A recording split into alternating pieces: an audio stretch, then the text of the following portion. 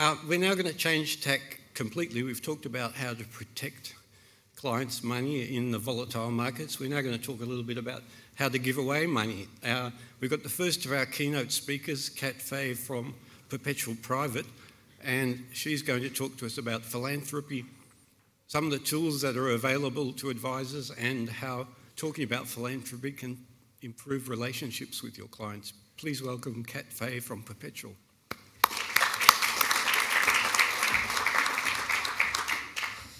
Thanks for the introduction, David. I was worried if I got started in a room like this after that type of session, you might have thought I'd wandered in off the street accidentally and just started talking.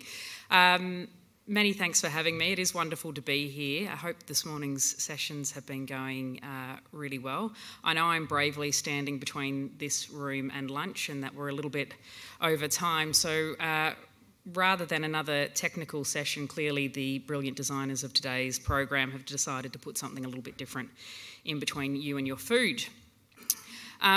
We are here to talk about philanthropy and the ways that individuals and families are expressing their values through social investments. And philanthropy is really just one way on a spectrum of thinking about social investments to have impact. And I know over the course of today you'll be talking about ESG investments and how many investors are looking to see their values reflected in their portfolios. Philanthropy is in many ways simply an extension of that desire. And like ESG investing, it's very helpful to have advisors, trusted advisors who can walk clients through a process for considering how to really express those motivations in their investments. In fact, we know it's critical, actually. Trusted advisors have been found with peers to be the most important individuals in bringing people to philanthropy. They've also been found to be the greatest obstacles. So today I will be running through just a little bit of technical technical components. But if I'm frank with you all in this room, it's not the technical stuff that brings people to philanthropy.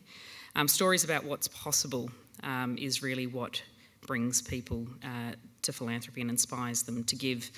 So let me try with a room full of investment wonks to see whether or not I can leave you with a story that connects some of the dots that you get between great investments and philanthropy. So hopefully this works. There I am. I want to start with a story that begins in central Queensland in 1882, and these three individuals. Some of you might know their faces, some of you may not, but these three individuals, Australians, significantly changed the world as we know it, and that might seem like hyperbole, but it's very much true, and I hope to have you convinced of that by the end of this session. In 1882 in central Queensland, near Rockhampton, they found a very rich gold mine near Mount Morgan, which might be familiar to some of you. It was actually the first public company in Australia to provide £1 million in dividends in 1 year. It was a huge sum of money back in that time. Someone must have given the Queensland National Bank's bank manager, a man called Hall, a very good tip because he decided to purchase 20% in that gold mine. The other significant investor in the Mount Morgan mine in 1882 was the other gentleman there on the screen, a man called William Darcy. And I might start with Darcy's story, actually. When William Darcy, who had 36% of the Mount Morgan mine at the time, when the mine started paying dividends, he became one of the 2 to 3 richest men in Australia. And his wife said to him, look, there's not a lot of ways for us to spend this money in Rockhampton. We should go back to Britain. So he was convinced to leave Australia and head back to London. And Mr. Darcy found that he actually enjoyed the London lifestyle quite a lot and became a really significant spender and gambler. And in fact, he liked gambling so much that he bought a really significant box at the Epsom racecourse and used to hire a train on weekends to take he and his friends to the racecourse to go gambling, where they lost an inordinate amount of money. Darcy almost ran out of all of his money and decided, the gambler that he was, he would make one single last big bet with the small amount of money that he had left, and it was a bet that there might be oil in the Middle East. And obviously, as you know, it was one bet that paid off. The very first exploratory licence was issued to Darcy's Anglo-Persian oil company, which now today is BP. It's fair to say that's not a story of philanthropy, but not a lot of people know the connection there between Mount Morgan Mine and what was and still is a really significant geopolitical change that took place with the discovery of oil that has long-standing ramifications to the world that we know today, and I think it's important to note it. Mr Hall also had a wife who agreed that there wasn't a lot of fun to be had in Rockhampton with the significant amount of wealth that he had generated through the mine. So rather than move to London, the couple moved to Sydney, where they would become very socially active within what were still the colonies at that time, and came to know a number of prominent Australians over their life. Mr Hall died in 1911, left the full value of his estate to his wife to make decisions around. He had a very nice life, and the enormous fortune that he left, which was £2.9 million in 1911, was far too much for Mrs Hall to spend. So with that great wealth and the responsibility that came with it, she decided that she would use the proceeds of the wealth generated from the Mount Morgan mine to establish a medical research institute with the single vision of being a birthplace of discoveries, rendering single service to mankind in the prevention and removal of disease and the mitigation of suffering. That, of course, became known as the Walter and Eliza Hall Institute, the first substantial institute of medical research in Australia, and a place of world standing because it became where Macfarlane Burnet won his Nobel Prize for his work at the Walter and Eliza Hall Institute in the field of immunology. His work, of course, would lead to organ transplants becoming possible. A really significant legacy, and his work in virology and immunology is still considered fundamental to practice today. Wonderful stories, right? Really significant in terms of the impact just that one mass distribution of wealth has had. But I wanted to draw a line between what happened next as well. And these stories of influence and wealth, of course, are really important. But like many stories in history, there's usually some untold components of women within these stories that are lost over time. I asked the great Australian historian Geoffrey Blaney once to tell me about some of these hidden histories, and he told me this story about the Mount Morgan mine, and then about a number of friendships Eliza Hall had created during her time as something as of a socialite in Sydney in her lifetime. Mrs Hall would host a number of parties and a number of lunches, and during that time she met a 20-year-old Stella Miles Franklin within society life, who herself, of course, would go on to establish one of the most significant literary prizes in this nation. Miles Franklin, like Eliza before her, would put her good fortune to use in funding a Nobel Prize winner. The very first Miles Franklin Award would be won by Patrick White, who didn't travel to accept his Nobel Prize. He received a $70,000 cheque in the mail to go with his Nobel Prize, and he too, inspired by Miles Franklin, who was inspired by Eliza Hall, would set up a philanthropic foundation with his $70,000, which still exists today, providing gifts, of course, to writers also. Before her death, Eliza Hall would also meet a woman called Vera Ramashotti, who she so inspired in later life that when Vera sold the Theatre Royal in Sydney, she decided as well to establish her own medical research foundation. And it too would be focused on funding outlier biomedical research, things that would change the course of history for mankind. That was what she was very much inspired by with relation to the Walter and Eliza Hall Institute. The very first gift she made was to establish a mouse facility out in Kew for the Walter and Eliza Hall Institute. But one of the earliest gifts she would make would be to a researcher who was on the outer in Melbourne at the time, and that was Graham Clark. Graham Clark was struggling to keep a NASA engineer that he had in place who was helping him to design an ear implant to help people with hearing loss to hear. And funding from the Ramachiotti Foundations would be provided to keep his engineer with him, and so the first cochlear implant was born. Really significant again, really fundamental stories of philanthropy in this nation, globally changing. 10 million people today have a cochlear implant in place. The Ramachiotti Foundation subsequently would go on to fund the early research that would lead to the HPV vaccine also being established. Inspired philanthropy from peers coming on down the line. These are some of the stories that we tell around philanthropy to many of the clients that we work with at Perpetual who have established great wealth and want to see their values reflected in the work that they do.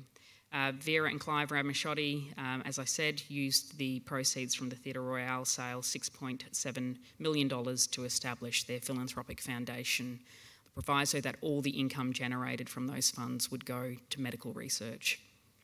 They have distributed more than $65 million now and have a corpus that has grown to $70 million.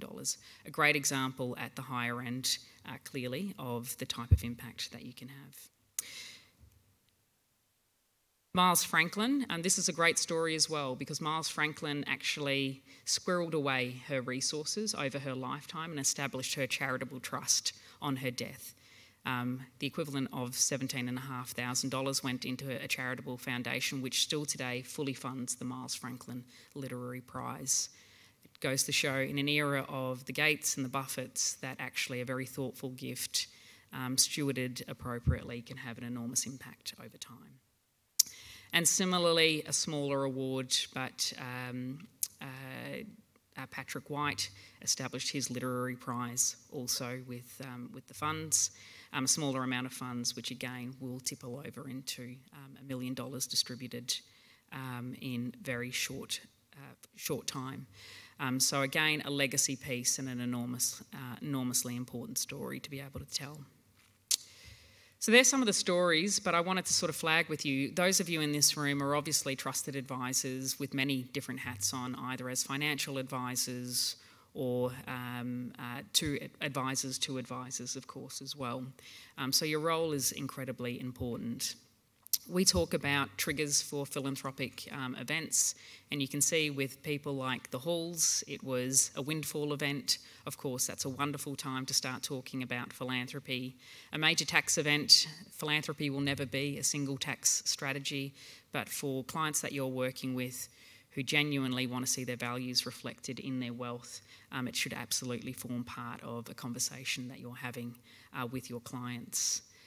Estate planning, it's really interesting. We know that about 4% of all Australians leave a charitable bequest in their will. 11% of high net worth individuals or ultra high net worth individuals leave a charitable bequest in their will.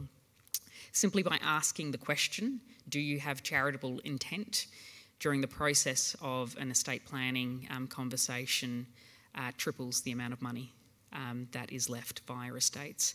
Perpetual itself, just as a good sort of point to around that particular stat, we put a nudge program in with our advisors. Our fact find around the estate planning became very specific around asking about charitable intent. About 43% of our clients who utilise estate plans now have charitable bequests in their wills. That's significantly more than the average for high net worth populations in this country. Tax planning and of course retirement is a wonderful opportunity as well. Did want to talk and just touch really briefly on the technical. I know many of you in the room would like to lean into the technical components because that's what you're obviously all brilliant at. Again, for clients, they want to understand the technical to a point, but it is those stories and it is what philanthropy can solve or provide an opportunity for them to contribute to that is the most important thing. We have three primary structures in this country. I won't spend any time really on the private charitable trust structure, which is essentially a testamentary trust structure that was used pre-2001 prior to private ancillary funds being established. But if you think about a private ancillary fund as a self-managed super fund, you already have all the language that you need to be able to talk about it. It is high touch from a governance perspective. It requires its own financial reports. It requires its own investment policies, etc. It does allow clients to be directive around their investments and be much more hands-on as a trustee of their foundation, but it comes with all of the additional components and things that you would probably, as an advisor, warn a client about with regards to a self-managed super fund.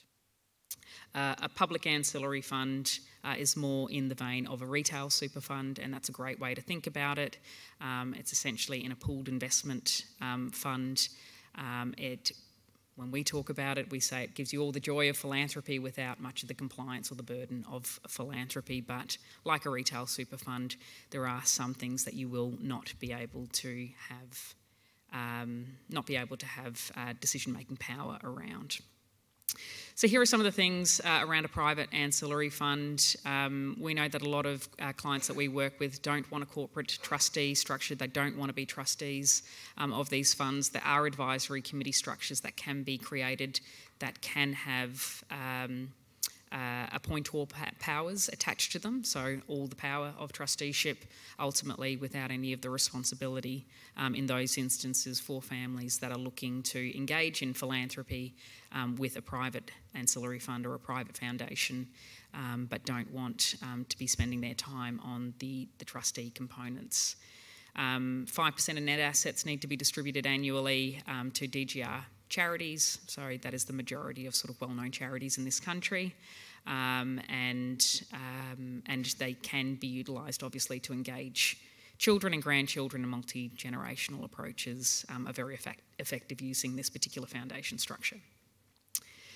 That's kind of the picture, I guess, of the public ancillary fund structure. Very simple, very straightforward, can be set up in around about 24 to 48 hours. So for those of you with clients that are looking at doing something at the end of financial year and only raise it with you the week before 30 June, these can be very effective structures to utilise. There is portability across public and private ancillary fund structures. So worst case scenario, a client can start in a public ancillary fund structure. You will want to check with the trustees of those structures whether or not they do allow portability themselves, but legally portability is required and certainly is offered at Perpetual's foundation, and I would say most reputable public ancillary funds would offer portability as an option as well. So I am going to hold there and open up for questions. If it's on any of the history components, I'll need to direct you to Jeffrey Blaney, but otherwise, very happy to jump into conversation. I've got a question. If you just go back a slide to the PAF, it says there that the distributions have got to be to, presumably that's anything that the Charity Commissioner recognises. Can PAFs also make, contributions to, or payments to worthy causes, support housing for, a homeless person, or not through sort of organised charity structures? You are required to make your distributions to a charitable organisation. So consider yourself not a doing charity, but a donor charity. So you can't actually be involved in the doing component. So you do need an agent to operate that for you. So a Mission Australia would absolutely fit that. There's a number of housing organisations that would also fit that. So I would say the vast majority of charities that are well known to folks in this room would likely have the appropriate status to receive funds. But it does have to be to a charity, not a charitable purpose, so to speak. Without getting into the technical components, you can have government entities which themselves don't count as charities. So the arts sector is not sure of the Arts Centre itself, but certainly a number of arts organisations are government entities. Melbourne Zoo, for instance, is a government entity, but it's a charitable government entity with DGR status. So that's the exception to that rule. But outside of that, yes, it needs to be to a charity which has been designated as having charitable purpose. You paralleled PAF to self-managed superannuation fund and ancillary fund to retail. What would you consider a minimum buy-in for each of those? Yeah, great question, and probably at a similar response that I'm sure many advisors in this room would give, which is a private ancillary fund. We would say 500,000 is a minimum starting point, but you'd probably want to be getting to $1 million relatively quickly for it to be worthwhile, given the costs associated with operating it. A public ancillary fund and account, which are usually referred to endowments or sub-accounts. At Perpetual, we utilise 20,000 as a starting point. And I would say the majority of the reputable public ancillary fund trustees are probably at about 15 to 20,000 as well. So very accessible in terms of getting started, if in particular you know that you'd like to utilise that structure as part of an estate plan.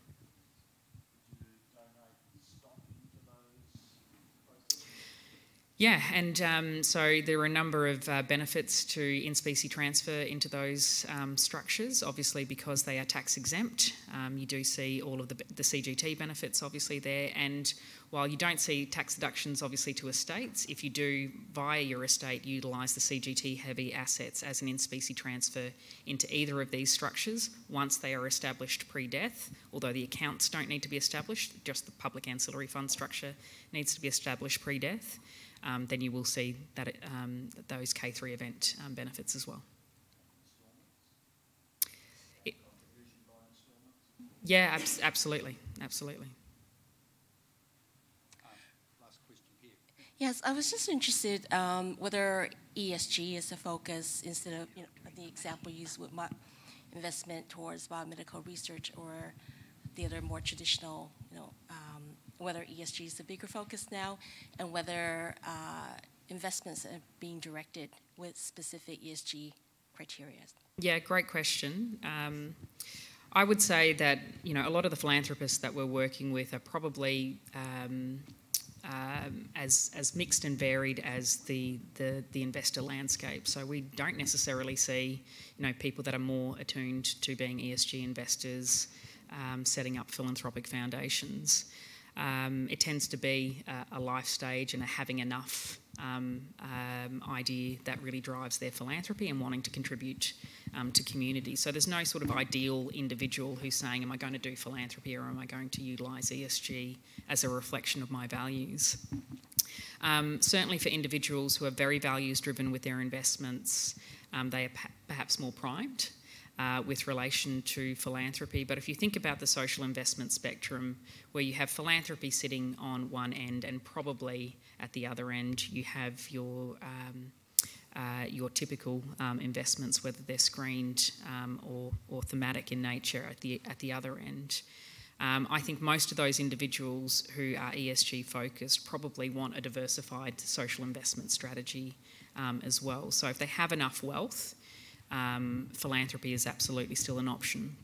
Within the actual foundations themselves, historically, I think there had been a fiduciary view that, my responsibility as a governor of these funds is to generate as much income to apply to mission as is humanly possible.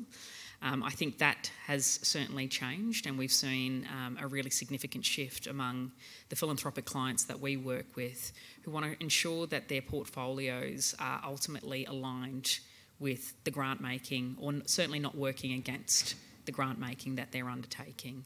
And they'll do that in several different ways. Now, we don't necessarily see it happening purely within the language of ESG. We're seeing it more and more reflected in terms of how my values or how is the mission of the foundation reflected in the portfolio.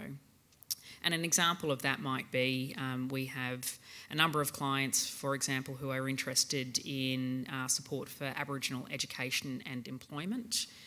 They might have a very different view around extraction industries within the portfolio, because many mining companies, of course, are significant employers of Aboriginal people.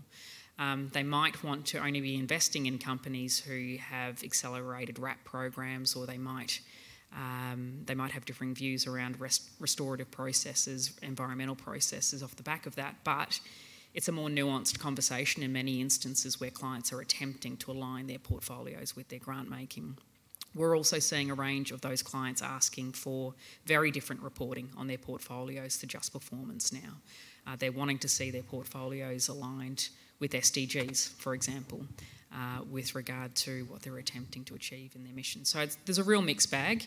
There's a saying in philanthropy as well, when you know one philanthropist, you know one philanthropist. So, there is no perfect scenario here, which is why I'm sort of very delicately sort of suggesting that philanthropy is something that I think brings people at all different stages and phases of their life. They may not be the typical individuals around social investment that you might consider naturally attuned to wanting to set up a philanthropic foundation, but I would say one of the most important things, particularly as a trusted advisor, is having these conversations around charitable intent opens up a different type of conversation with your client, where they start talking about the things that matter to them. And I'm sure a lot of you have conversations about what matters from a family perspective, but opening up those conversations around what matters to them from a community perspective really begins to knit through stories about what's important to your clients in ways that are very difficult to raise in a typical sort of fact-finding type of conversation. So I'd encourage you all to consider that. What are the biggest misconceptions that might make people think that philanthropy is not suitable for them? I think the thing that we hear the most is I don't have enough money to be a philanthropist. I mean, the philanthropist language doesn't sit particularly nicely, I think, with a lot of individuals. And certainly, given all we hear about philanthropy tends to be at the billionaire end of town. But I think you can see with stories like Miles Franklin and Patrick White in particular, and there are so many stories like that, that philanthropy is, and great philanthropy, not only is accessible to anyone that wants to participate in it, but great philanthropy is actually about being considered and thoughtful with what you're attempting to achieve with your giving, which is where the advisor becomes such a critical component in that process. Can I give a spruik for one more thing, David, before you throw me off stage?